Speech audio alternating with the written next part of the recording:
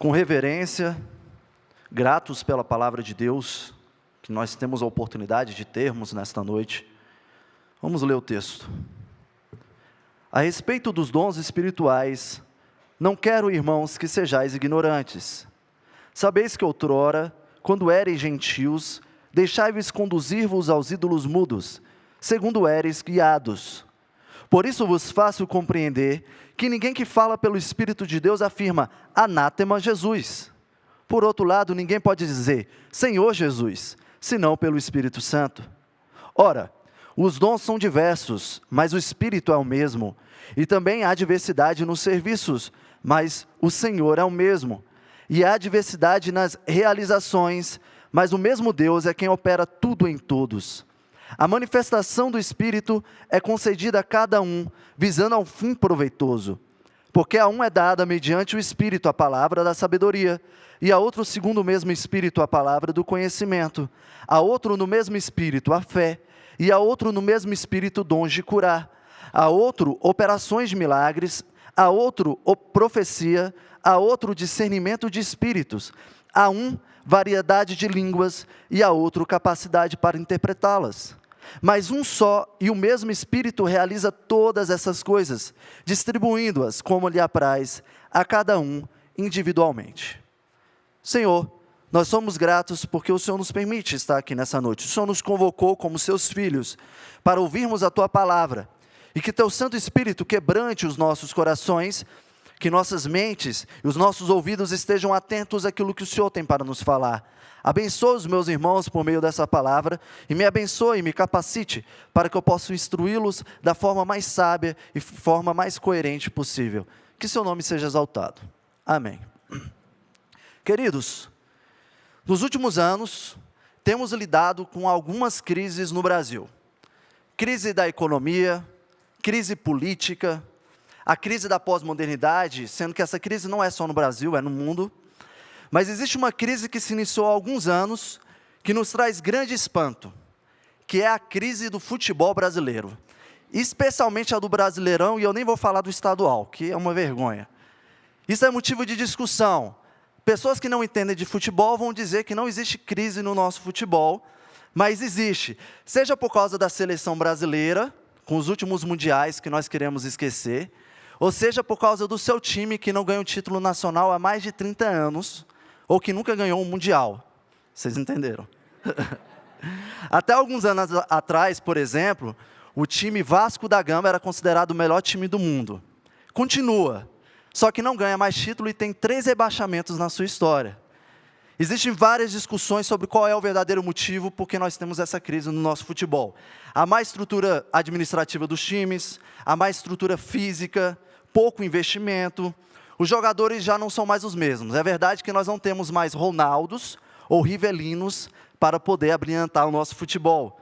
E o fato de que hoje a coisa mais difícil é um técnico iniciar a temporada e não ser demitido até o início do Campeonato Brasileiro. Irmãos, são quase 6 meses para um técnico provar se a culpa do time ser ruim é dele ou não. É claro que esse tipo de crise ela não acontece em todo o futebol mundial. Temos exemplos de times que mantiveram uma base sólida por muito tempo e que conseguiram manter técnicos por muito tempo. Um exemplo muito interessante é o do ex-técnico Alex Ferguson. Ele foi técnico do Manchester United durante 27 anos. Ele ganhou 38 títulos. É muito tempo para um técnico. A gente está acostumado o técnico ser demitido com 6 meses. São 27 temporadas, onde esse técnico treinou várias gerações de jogadores. E o Cristiano Ronaldo, não sei se vocês conhecem, é um dos jogadores que foi treinado por ele. E ano após ano, jogadores e mais jogadores passaram pela mão desse técnico. E o mais interessante, 27 temporadas, são 27 anos. Jogadores diversos passaram por esse time, e o técnico era o mesmo. Durante 27 anos você olhava para a área da reserva e você via o mesmo técnico ali. Podemos considerar então que um time com um bom técnico por muito tempo, bons jogadores que possuam boas habilidades e que geram uma excelente unidade, pode conquistar muitas vitórias. Irmãos, não podemos negar que a imagem de um time é facilmente associada à igreja. Olhando para esses detalhes, nós sabemos que um time pode vencer ou não, diferentemente da igreja do Senhor, que já tem sua vitória garantida. Embora exista um já e ainda não na forma como nós somos alcançados por essa vitória. Sim, na igreja de Cristo nós temos vários membros que com a sua individualidade e com os dons que são dados a cada um conforme a vontade do Deus triuno, geram uma unidade com propósito, sendo que essa igreja está sendo sustentada pelo cabeça e não pelos seus membros. O Espírito é o mesmo, o Senhor é o mesmo, o Deus é o mesmo, a Trindade imutável operando. E o que são os dons? São manifestações da sua vontade, no seu devido tempo, para o seu devido propósito. Os dons importam e não podem ser negligenciados pela igreja. É a forma como Paulo inicia esse capítulo. Mas ainda, muito mais ainda importante, é quem concede e quem sustenta os dons. Deus é a fonte dos dons. E é o que veremos como Paulo desenvolve isso sobre o tema. Versículos de 1 a 3. A respeito dos dons espirituais, não quero, irmãos, que sejais ignorantes. Sabeis que outrora, quando eres gentios, deixai-vos conduzir-vos aos ídolos mudos, segundo eres guiados. Por isso vos faço compreender que ninguém que fala pelo Espírito de Deus afirma, anátema Jesus. Por outro lado, ninguém pode dizer, Senhor Jesus, senão pelo Espírito Santo.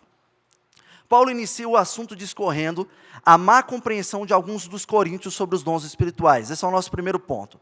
Existe uma certa ignorância demonstrada por alguns da igreja de Corinto. Alguns que se vangloriavam dos dons que foram distribuídos à igreja, como se tais dons fossem frutos de suas próprias capacidades, como se eles fossem fontes dos seus próprios dons. E que provavelmente se achavam mais espirituais por ostentarem os seus dons. Paulo está deixando claro que essa parte da igreja de Corinto não está entendendo quem era a fonte, a forma como os dons eram distribuídos e qual era o propósito dos dons para a igreja. Por isso, Paulo traz à memória deles qual é o estado que eles se encontravam antes de serem salvos. Eles se encontravam como gentios. O que Paulo fala no versículo 2? Sabeis que outrora, quando eres gentios, deixai-vos conduzir-vos aos ídolos mundos, segundo eres guiados. Paulo está dizendo o seguinte por meio de uma pergunta. Vocês se esqueceram que eram gentios? Que adoravam a imagem mudas e que eram orientados pelo silêncio e incapacidade de tais ídolos? Vocês viviam numa profunda cegueira da mente, seus corações não conseguiam discernir o que era verdadeiramente bom, e jamais seriam capazes de, por meio de suas forças, buscar a Deus.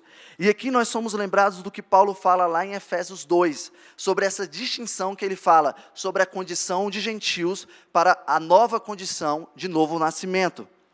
Ele vos deu vida, estando vós mortos nos vossos delitos e pecados, nos quais andaste outrora, segundo o curso deste mundo, segundo o príncipe da potestade do ar, no espírito que agora atua nos filhos da desobediência, entre os quais também todos nós andamos outrora, segundo as inclinações da nossa carne, fazendo a vontade da carne e dos pensamentos, e éramos por natureza filhos da ira, como também os demais.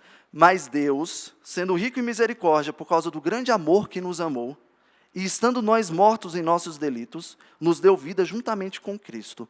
Pela graça, sois salvos. A condição transformada de gentios para filhos de Deus é uma condição que depende da obra de Cristo em nosso lugar. Pela graça sois salvos, e tudo aquilo que flui da salvação, tudo aquilo que é continuidade da salvação que nos foi dada, também é dada por Deus. Nós jamais seríamos capazes de buscar isso, e a sua graça continua a atuar em nossas vidas em tudo que temos. Tudo que nós temos porque Deus nos deu. Paulo lembra aos coríntios que nada é possível no reino espiritual a partir de nós mesmos. Até mesmo o confessar a Cristo só é possível se o Espírito estiver em nós. É o versículo 3. Por isso vos faço compreender que ninguém fala pelo Espírito de Deus, afirma, anátema Jesus. Por outro lado, ninguém pode dizer Senhor Jesus, senão pelo Espírito Santo. Se o Espírito habita em nós, não é possível negarmos ou amaldiçoarmos a Jesus. Mas também não é possível reconhecermos que Jesus é Senhor das nossas vidas sem que o Espírito Santo habite em nós. Tudo que diz respeito ao genuíno conhecimento de Deus é um dom do Espírito Santo. Paulo sedimentou as bases de que existe uma correspondência do Espírito naqueles que agem em nome de Deus. As ações e serviços na vida da igreja se dão por meio da ação do Espírito de Deus. Nada é possível por meio da nossa ação, sem que antes seja uma ação da vontade de Deus e que o Espírito Santo atue por meio de nós. E a quem o Espírito concede os dons? Esse é o nosso segundo ponto, versículo 11. Mas um só e o mesmo Espírito realiza todas essas coisas, distribuindo-as como lhe apraz a cada um individualmente. Interessante a forma como Paulo apresenta a distribuição dos dons. Primeiro, são distribuídos pelo Espírito conforme lhe apraz. São distribuídos pelo Espírito conforme a vontade do Espírito. E segundo, a cada um individualmente. Significa que existe uma individualidade na forma como os dons são distribuídos. Precisamos entender que essa individualidade não se trata de separatismo ou isolamento. Quando a gente trata dessa individualidade, ninguém está dizendo, você está se tornando separado por causa dos seus dons, ou por causa dos seus dons, você deve se isolar. Mas se trata, sim, de diferenciações de um corpo com vários membros que são distintos, porém conectados ao mesmo Senhor. Com isso, entendemos que o Espírito concede dons para a igreja de Cristo, por meio dos seus membros, individualmente. A individualidade dos dons acontece na unidade do corpo. Cada um foi criado para um propósito específico, com características e personalidades específicas, com um contexto e família específica. Mas para que todos sejam parte do mesmo corpo, todos receberam o mesmo dom. O dom da salvação.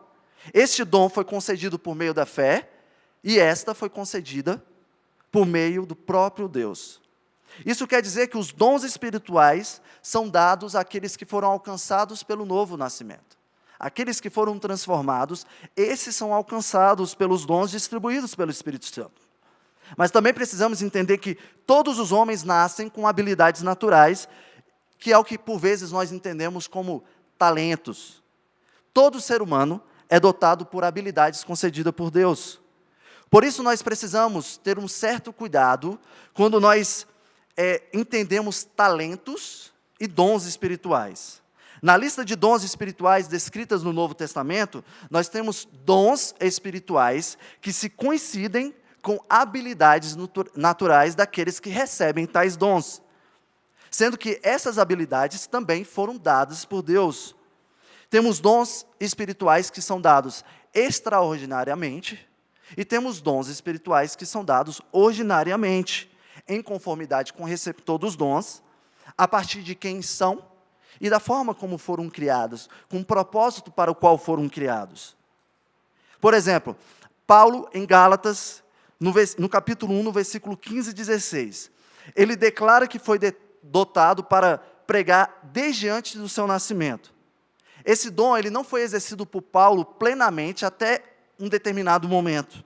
Mas, sem dúvida, Paulo ele pregava e ele ensinava por meio desse dom, por meio dessa habilidade que havia sido concedida a ele.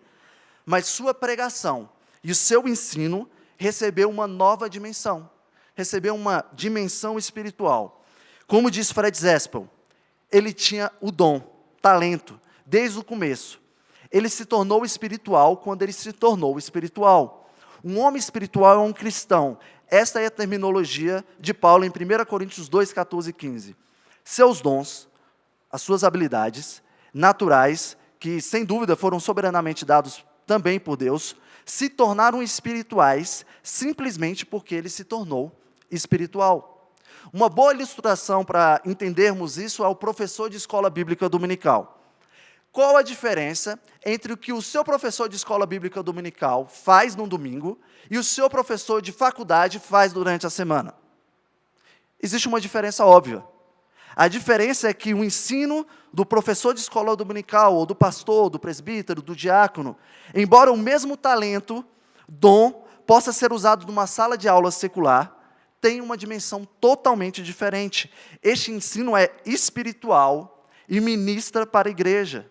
O talento é o mesmo, mas recebeu uma nova dimensão e uma nova capacidade, uma capacidade para as coisas espirituais.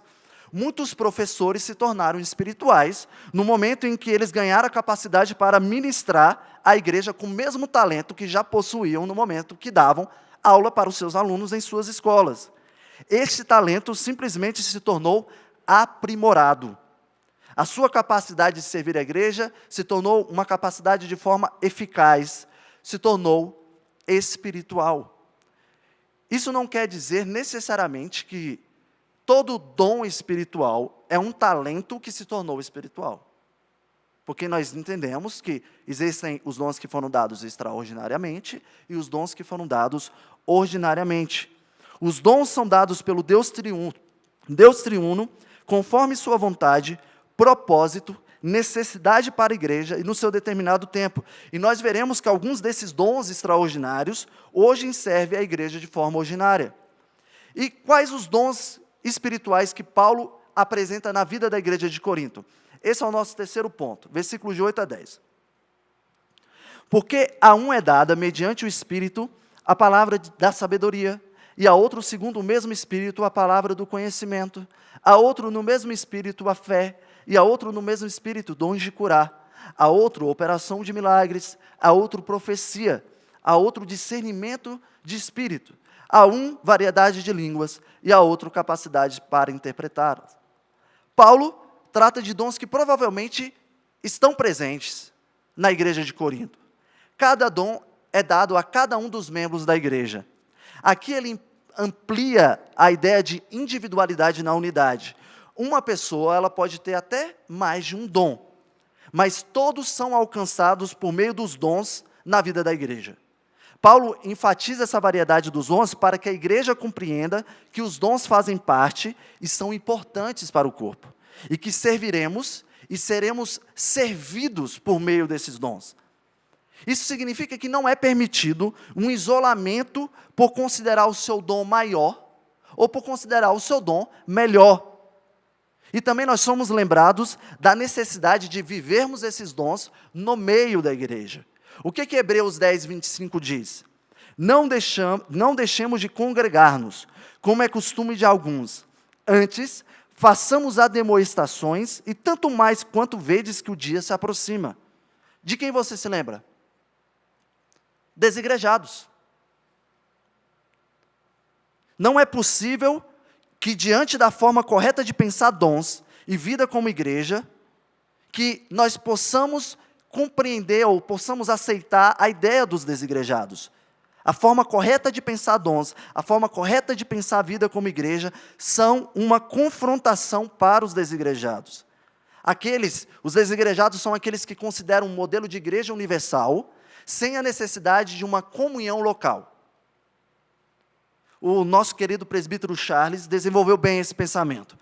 Deus criou a igreja com dons e estabeleceu como ela deve funcionar, justamente porque o povo de Deus anda com o povo de Deus e precisa aprender, crescer e ser nutrido nesta família, a fim de trabalhar para a expansão do reino de Deus, que nunca é feito isoladamente, mas com a igreja, especialmente a igreja local. E sobre a variedade de dons, Calvino completa: os crentes são ricamente equipados com diferentes dons, mas é preciso que cada um reconheça que o Espírito de Deus lhe proporcionou tudo quanto possui, porquanto ele derrama seus dons, assim como o sol difunde seus raios em todas as direções. Eu vou tratar de forma breve os dons apresentados por Paulo aqui. Se você estiver ansioso pelo dom de variedade de línguas e interpretação, tenha calma. A gente vai chegar lá. Versículo 8. A palavra da sabedoria, e a outro, segundo o mesmo Espírito, a palavra do conhecimento. Aqui nós podemos entender conhecimento no sentido de informação ordinária, e sabedoria como incluindo revelações que necessitam da iluminação do Espírito. Um bom exemplo para entendermos isso é quando alguém, um irmão da igreja, está aconselhando um outro irmão, e ele é iluminado pelo Espírito, e ele tem uma luz ou uma percepção, onde ele consegue trazer um direcionamento dentro daquele aconselhamento bíblico. É uma iluminação do Espírito, é uma percepção pautado na palavra de Deus para que uma pessoa seja orientada. Essa iluminação ainda é algo presente na igreja em nossos tempos, ocorrendo por meio da palavra, e se diferencia do conceito de revelação. O conceito de revelação ele foi necessário para que a Bíblia fosse escrita, para que nós chegássemos a ter a Bíblia como nós a temos hoje. Calvino completa entendendo que o conhecimento significa familiaridade com as coisas sacras. Sabedoria, em contrapartida, significa a perfeição de conhecimento. Nós somos lembrados do que está lá em Colossenses 2:3, aonde também sabedoria e conhecimento se acham juntos, e onde Paulo ensina que todos os tesouros da sabedoria e do conhecimento estão escondidos em Cristo. Versículo 9.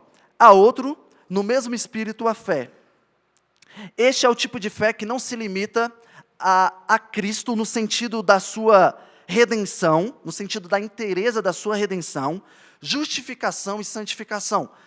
Grande parte dos comentaristas, Calvino discorre dessa forma, sobre esse tipo de fé. É um tipo de fé que ela acontece mais no âmbito de milagres. São milagres efetuados por meio de uma fé que busca milagres. É uma fé que tem como a fé ela é como um instrumento para poder se alcançar milagres.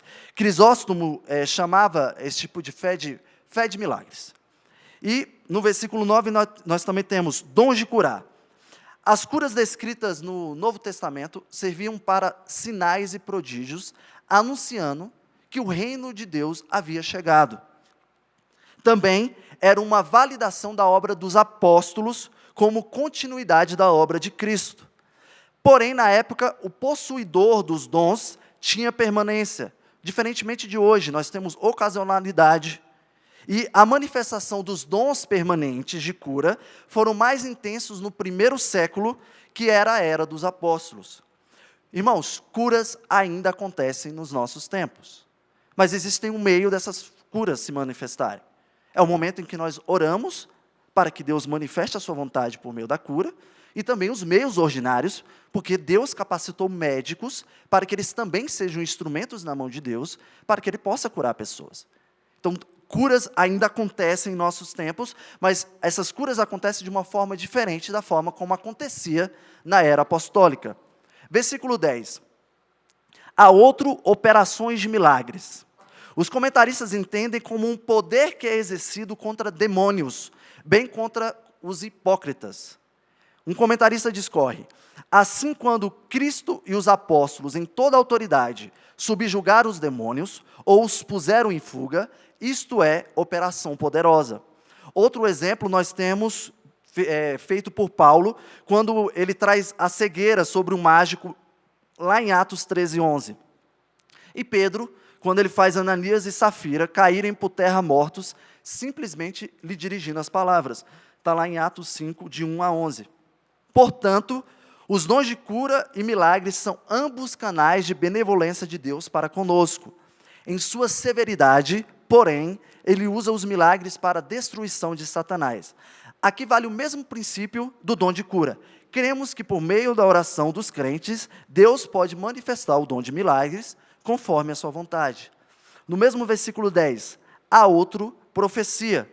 Este é um dom singular e selecionado de desvendar a vontade secreta de Deus, de modo que o profeta é o mensageiro entre Deus e o homem. No Antigo Testamento, o profeta era a boca de Deus, instrumento da revelação divina, e ele era convocado para essa tarefa. No Novo Testamento, a profecia se revelava como um cumprimento das profecias do Antigo Testamento e como revelações do propósito de Deus para a igreja e também para o seu avanço. E essas profecias normalmente eram normativas, que são as doutrinas ensinadas pelos apóstolos. E elas foram comunicadas até o fechamento do cânon, que é a Bíblia que nós temos hoje. Hoje, o pastor é o profeta da palavra pregada. Quando alguém está aqui pregando de forma autoritativa, está revelando a vontade de Deus por meio da palavra que já foi revelada. No mesmo versículo 10, há outro, discernimento de espírito. Os comentaristas entendem como uma clareza de percepção e formar juízo quanto aos que professavam ser de Cristo. Não se trata de uma sabedoria natural pela qual nós somos regulados para julgar, a capacidade natural que nós temos para discernir certas questões da vida. Possivelmente também era uma iluminação especial com que alguns eram dotados pelo dom divino, um juízo espiritual. E, por fim, a um, variedade de línguas, e a outro, capacidade para interpretá-las. Vocês não ignoraram o que eu falei antes, né? Todos os dons anteriores têm muita importância, assim como esse dom também tem importância. Porém, nós damos uma certa atenção pela forma como esse dom é entendido. Irmãos, não é complicado entendermos o que Paulo está falando aqui, se nós fizermos uma análise coerente, fiel aos textos e em conformidade com todas as vezes que o falar em línguas é apresentado no Novo Testamento. Assim como em Atos, a variedade de línguas se trata de línguas estrangeiras. Muito interessante a espiritualidade envolvida no fato de que pessoas eram dotadas da capacidade de falar outras línguas que não eram sua língua materna. Mais interessante ainda é como essa variedade é presente na igreja de Corinto, uma vez que realmente existia uma real necessidade. Nós não podemos nos esquecer que a cidade de Corinto era uma cidade de grande movimento. Corinto tinha 2 portos e era um local de passagem de vários estrangeiros. Seria muito comum para a igreja de Corinto receber estrangeiros na sua igreja. E ali Deus levantar pessoas para que sua mensagem fosse anunciada e comunicada para os estrangeiros. E, consequentemente, tinha intérpretes. Os intérpretes serviam para que, assim, os ouvintes naturais de Corinto pudessem entender o que estava sendo dito para os estrangeiros e para que aquele que falasse em outra língua também entendesse. Uma forma de entendermos o dom de variedade de línguas em uma condição espiritual em nossos tempos, nos tempos de hoje, é olharmos para o trabalho missionário do Aurélio e da Letícia. Esses irmãos são missionários, são ajudados pela nossa igreja, e eles têm um trabalho desenvolvido na Associação Linguística Evangelística Missionária, que é conhecida como ALEM. Ali, eles traduzem a Bíblia para os índios Tembé. Eles estão sendo dotados e capacitados para esse serviço por meio do Espírito Santo. E nós não podemos esquecer dos esforços dos reformadores em ensinar que Deus quer que o culto seja compreensível, inteligível, e logo, não em uma língua que não seja compreensível, como era antigamente com o latim. Deus orienta, Deus edifica a sua igreja por meio da instrução e do entendimento. Não por linguagem incompreensível ou por experiências estáticas que muitos procuram. Uma experiência não pode se tornar o orientador da igreja, mas sim a palavra revelada por Deus e compreensível por meio da ação do Espírito Santo. No capítulo 14, será tratado sobre o termo estranho, que algumas traduções utilizam quando aparece línguas estranhas. O melhor seria o uso do termo incomum. Afinal, uma língua não materna, ela pode ser incomum. Como o presbítero Charles já disse uma vez, Deus espera que todos possam dizer amém, que assim seja, como resultado de uma verdadeira compreensão. O resultado natural daquilo que vocês irão fazer, a conclusão, ou durante a pregação que eu estou aqui agora, o que vocês estão fazendo? Há um processo de confirmação. Há um processo onde vocês estão, amém, que assim seja. Por quê? Porque vocês estão entendendo aquilo que está sendo dito. Queridos, não se trata de uma lista exaustiva. Temos mais outras 4 listas no Novo Testamento tratando sobre dons espirituais. 1 Coríntios 12, 28, Romanos 12, 6, 8, Efésios 4, 11 e 1 Pedro 4, 11. E nós sabemos que Deus tem atuado na vida da igreja hoje por meio destes dons. E qual é o propósito dos dons? Esse é o nosso 4º ponto. Versículo 7. A manifestação do Espírito é concedida a cada um visando a um fim proveitoso. Manifestação trata-se sobre tornar-se visível os serviços na vida dos outros. Aqui é destruída a ideia de que o fim dos dons seja para qualquer tipo de ostentação. O fim profeitoso que se dá pela manifestação do Espírito nos dons alcança todo o corpo de Cristo. A unidade é o fim proveitoso dos dons dados a cada um. O corpo de Cristo é beneficiado pelo serviço em amor e o nome de Cristo é glorificado. Um dos propósitos dos dons foi que no início da igreja do Novo Testamento, os dons foram e ainda são, de fato, de extrema importância para o avanço e expansão da igreja na terra. O dom apostólico, por exemplo, que estava sobre os apóstolos, e os dons que estavam sobre os membros das várias igrejas locais, cooperaram para que a igreja avançasse, cooperaram para que a igreja crescesse. Este foi um dos propósitos primários e urgentes dos dons concedidos por Deus. Por isso, o apostolado não é um dom de nossos dias. Se o apostolado fosse um dom dos nossos dias, a Bíblia continuaria a ser escrita. Os dons também foram exercidos na condição de dons espirituais na igreja, visando também, principalmente, contar a história da glória de Cristo na salvação do seu povo. Por isso, diz, quando ele subiu às alturas, levou cativo o cativeiro e concedeu dons aos homens. Efésios 4:8. Os dons também caracterizam a presença do reino de Cristo no mundo através da sua igreja. Cristo se faz presente na sua igreja e os dons caracterizam a sua presença. Os dons equipam a igreja para realizar seu ministério até que Cristo retorne. 1 Coríntios 1:7. De maneira que não vos falte nenhum dom, aguardando vós a revelação de nosso Senhor Jesus Cristo. Os dons também nos dão uma antevisão da era por vir, enchendo-nos de esperança. 1 Coríntios 13:12. Agora vemos como espelho, obscuramente, então veremos face a face. Os dons, como eu já disse, geram unidade. As atividades da igreja não cabem a membros isolados, mas a todos os membros, a cada um cumprindo aquilo que deve ser cumprido, reconhecendo que Cristo é a cabeça e que Cristo tem dado os instrumentos necessários para o seu corpo. Os dons também geram mutualidade, que enfatiza a interdependência e a harmonia dos diferentes membros do único corpo. O Novo Testamento apresenta o conceito de mutualidade com as expressões uns aos outros ou mutuamente. Os dons, conforme a descrição em Efésios 4, 7 e 16, de que uma igreja diaconal que serve por meio dos dons, possui as seguintes características: dons para aperfeiçoamento ao serviço, edificação do corpo de Cristo, unidade da fé e do amor, maturidade e conformidade a Cristo, a perfeita varonilidade, com o objetivo de chegarmos a uma maturidade em Cristo que redunda em glória a Ele, e os dons também geram estabilidade doutrinária e refutação do erro. E nós também temos na nossa confissão de fé uma ajuda para entendermos o propósito dos dons. Quando a confissão de fé fala da igreja, lá no capítulo 25, ela diz o seguinte: a esta igreja católica, que significa igreja universal, visível de Cristo, deu o ministério, os oráculos e as ordenanças de Deus para congregamento e aperfeiçoamento dos santos nesta vida, até o fim do mundo, e pela sua própria presença e pelo seu Espírito, os torna eficazes para esse fim, segundo a sua promessa.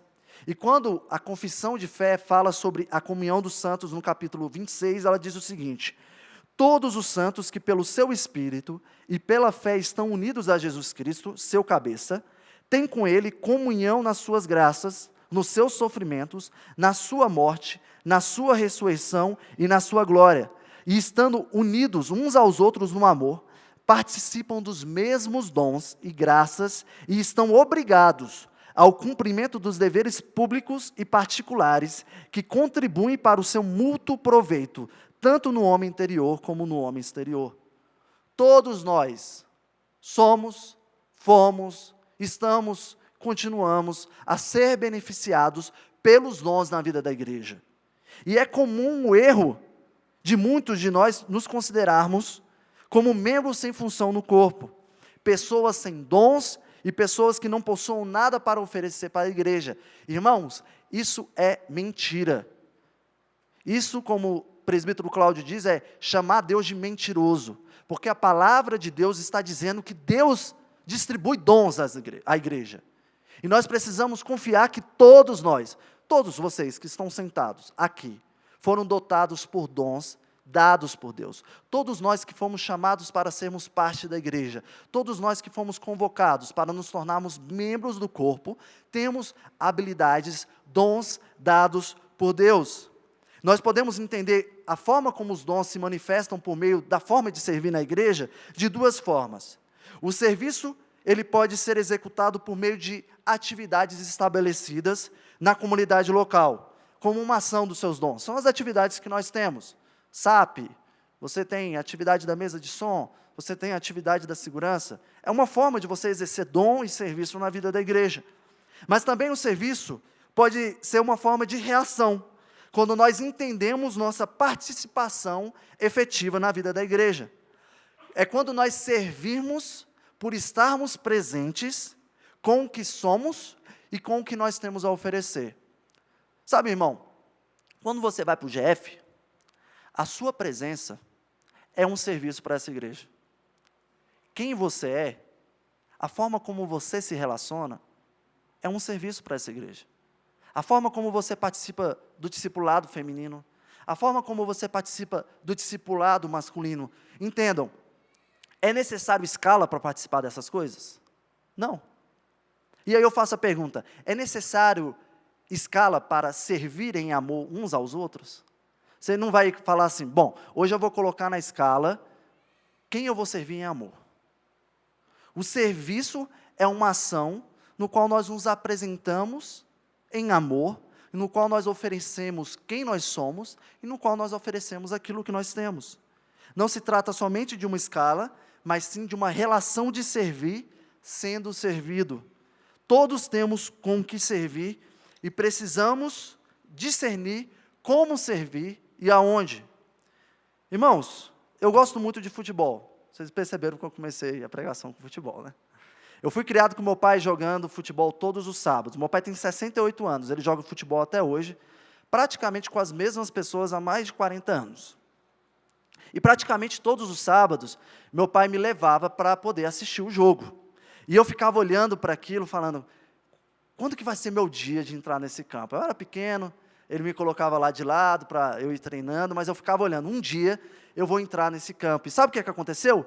Eu não entrei no campo, porque eu sou muito ruim no futebol. E não é pouco. Eu gosto de assistir, mas eu sou péssimo jogando. Irmãos, chegou um tempo que meu pai já nem me levava mais, porque eu acho que ele percebeu rápido que eu não tinha habilidade para isso. Ele falava, não, fica em casa assistindo TV, lá não é muito para você, não. E tirando o fato que eu não consigo correr e respirar ao mesmo tempo. Eu não sei como os jogadores conseguem fazer isso, mas eu não dou conta. Certamente, em um time de futebol, eu não sou uma peça boa. E ainda bem que existem aqueles que sabem marcar gol, correr, fazer tudo aquilo que tem que ser feito num campo de futebol e conseguem me trazer a alegria de uma vitória. E eu também percebo que eu também alegro os meus irmãos quando eu exerço o meu dom de sair do jogo. Eles ficam alegres. Então, o dom é exercido conforme aquilo que é dado para cada um. Eu consigo discernir minhas limitações. Deus, ao longo da história da igreja, tem formado uma igreja com propósito. E este propósito, ele tem se revelado por meio de dons que se manifestam em serviços fiéis e serviços gratos pelo que o Senhor tem nos concedido. E os nossos dons, eles não são exercidos com fidelidade somente porque recebemos dons da parte de Deus, mas principalmente porque em Deus é. E esse é o nosso quinto e último ponto. Versículo 4. Ora, os dons são diversos, mas o Espírito é o mesmo. E também há diversidade nos serviços, mas o Senhor é o mesmo. E há diversidade nas realizações, mas o mesmo Deus é quem opera tudo em todos. Observem a diversidade dos dons, dos serviços e nas realizações, como são contraponto à unidade e imutabilidade do Deus triuno. Este é um texto, prova da Trindade sendo apresentado no Novo Testamento. A ação da Trindade é visível no Espírito que distribui os dons, no Filho que efetua os serviços dos dons no corpo e o Pai que opera tudo em todos. A unidade da Trindade, Deus Pai, Deus Filho e Deus Espírito Santo é o nosso modelo final e perfeito sobre o que é a verdadeira unidade na igreja. Deus é a fonte dos dons. E é a partir da verdade de quem Deus é, a partir da verdade de que Deus é a fonte dos dons, que nós devemos pensar dons na vida da igreja. Um exemplo, nós podemos pensar em torneiras, como as que nós temos em casa. Por meio das torneiras, flui água para o que nós precisamos. Olhamos para a torneira com essencial importância para que a água seja utilizada. Pense na torneira como o dom visível. E pense na água na bica como o fim deste dom. E quem realmente importa? A torneira ou a água? A fonte de água é o que importa. Nós podemos ter a torneira, mas se não tivermos a água, tal torneira se torna disfuncional. Deus é a fonte dos dons. Continuando com o exemplo das torneiras. Nós temos várias torneiras, vários modelos de torneira. Você vai em loja de construção, você vê torneira que você não pode nem triscar, porque é muito cara, muito bonita e é uma torneira. Mas você tem uma variedade de torneiras. Nós sabemos que ao longo da história nem sempre foi assim com torneira bonita. Tinha uma forma da água chegar nas pessoas, poderia ser por baldes. E também é por meio de torneiras, como nós temos hoje. Deus também concedeu vários dons ao longo da história da igreja. Alguns deles foram concedidos de uma forma, para uma necessidade, e em um determinado tempo. A água da fonte correu por meio dos dons dados à igreja. O fato é que alguns destes dons cumpriram o seu devido propósito, assim como alguns desses dons ainda cumprem o seu propósito na vida da igreja hoje. Mas o mais importante é que a fonte é a mesma. Nós temos várias discussões sobre o cessar ou o continuar dos dons. Talvez você já tenha ouvido essa expressão por meio da palavra cessacionismo ou continuismo. Irmãos, o cessar dos dons são simplesmente a manifestação da vontade de Deus de cessar o instrumento, a forma e a operação. Não foi Deus que cessou, mas sim a sua forma dele conceder tais dons. Assim, nós também temos que entender o continuar dos dons.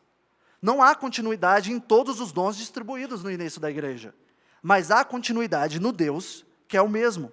O Deus triuno é e sempre será desde a eternidade. O que importa não é necessariamente a continuidade dos dons, mas sim a imutabilidade daquele que concede tais dons. Deus é quem providencia tudo para a igreja. Nós não precisamos nos preocupar se o dom da cura ainda é concedido da forma que era, pois o Deus da cura é o mesmo. Deus é Deus poderoso e pode curar conforme a sua vontade. Nós não precisamos nos preocupar se o dom de milagres ainda é concedido da forma como ele era, pois o Deus de milagres é o mesmo. Ele já venceu todas as potestades. E assim nós poderíamos seguir com todos os dons. Os dons são manifestação de quem é o Deus triuno na vida da igreja. Irmão, descanse, porque a fonte é a mesma. Deus é o mesmo. Queridos, eu não sei vocês, mas eu me sinto como parte do melhor time que jamais existiu na Terra. Nós temos técnicos excelentes que realmente olhamos e dizemos, esse time só ganhou por causa do técnico. Mas nada se compara com o técnico que tem guiado a igreja em toda a sua história, o Espírito Santo. Existem homens no mundo que são riquíssimos e que são donos de time de futebol, mas o dono do time da igreja do Senhor é o dono de tudo, aquele que providencia tudo para as nossas vidas, Deus Pai. Olhamos admirados para o que pode ser um grande jogador, nós podemos olhar admirados para uma referência de um time? Sim. Mas já notaram que no time do corpo da igreja, o único homem que nunca pecou, não é só o melhor de todos, mas é o nosso cabeça. Podemos ficar felizes com um artilheiro que levou um país a ser campeão mundial? Sim. Mas quando olhamos para Cristo, vemos aquele que renunciou à sua glória para manifestar e cumprir a vontade do seu Pai, viveu e obedeceu em perfeição, cumpriu o seu propósito e sofreu em nosso lugar, morrendo em uma cruz, para levar o seu povo a uma vitória que nenhum de nós poderíamos conseguir alcançar. Todos os melhores jogadores deste mundo, com as suas melhores habilidades, no dia do Senhor, se dobrarão diante do Rei da Glória. E é por meio do Rei da Glória, e é por causa dele, que se cumpriu e vem cumprindo o que nós lemos lá em Isaías 61. O Espírito do Senhor Deus está sobre mim, porque o Senhor me ungiu para pregar boas novas aos quebrantados, enviou-me a curar os quebrantados de coração, a proclamar libertação aos cativos e a pôr em liberdade os algemados, a apregoar o ano aceitável do Senhor e o dia da vingança do nosso Deus, a consolar todos os que choram, e a pôr sobre os que em Sião estão em luto uma coroa em vez de cinzas, óleo de alegria em vez de pranto, veste de louvor em vez de espírito angustiado, a fim de que se chamem carvalho de justiça, plantados pelo Senhor para a sua glória. Edificarão os lugares antigamente assolados, restaurarão os diante destruídos, e renovarão as cidades arruinadas, destruídas de geração em geração. Estranhos se apresentarão, e apacentarão os vossos rebanhos, estrangeiros serão os vossos lavadores, e os vossos vinhateiros, mas vós sereis chamados sacerdotes do Senhor, e vos chamarão ministros do nosso Deus.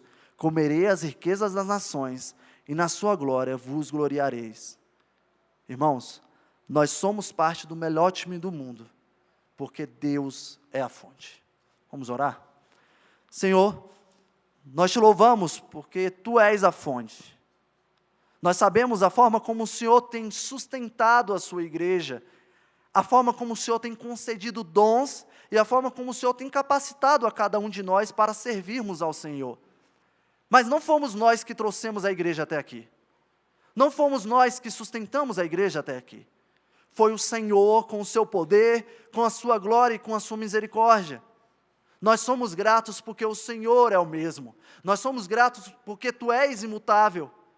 Não há variedade ou sombra de dúvidas em Ti, mas Tu és fiel. E nós somos gratos e confiamos que a igreja venceu e vencerá por causa da Tua fidelidade. Leva-nos, Pai, a servirmos uns aos outros, entendendo que os dons não são para ostentação, mas para que nós possamos servir em amor e em gratidão a quem Tu és.